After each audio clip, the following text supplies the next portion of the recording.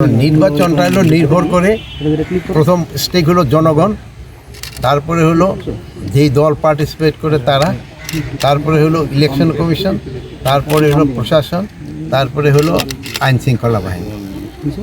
জনগণ যে সময় নির্বাচনমুখী হয়ে যাবে সেই সব তাদের কেউ বাধা দিয়ে রাখতে পারবে না। নির্বাচন ভালোভাবে হয়ে যাবে আল্লাহ দিলে।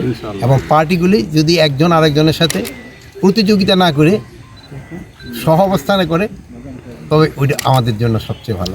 আর সবচেয়ে বড় দরকার হলো আপনাকে সাংবাদিকদের, আপনারা যদি বস্তুনিষ্ঠ সংবাদ পরিবেশন করেন এবং জনগণকে উদ্বুদ্ধ করেন তবে কিন্তু সবচেয়ে ভালো। আর আমি আরেকটা হলো আপনাকে রিকোয়েস্ট করব যে আপনারা এই ওসমান হাদির জন্য দোয়া করবেন, উনি যেন সুস্থ হয়ে আবার আমাদের মাঝে ফিরে আসতে পারে। উনি কিন্তু একজন জুলাই ফ্রন্টসারী যোদ্ধা এবং উনি কিন্তু খুব ভালো বক্তাও। এখনো পর্যন্ত মূল আসামি গ্রেপ্তার হয়নি। এই বিষয়ে প্রশাসন গ্রেপ্তার হয় না সত্যি, কিন্তু তার সাহায্যকারী যারা ছিল এবং হাতিয়ার ওইগুলি কিন্তু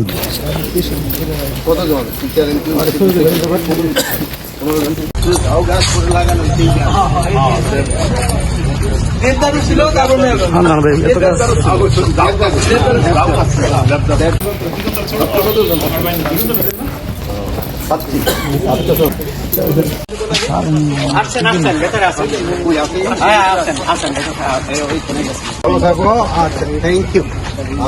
বাম দিকে ও ওদিকে কিন্তু এখানে তো ই লাগবো, পাইলিং লাগবো না।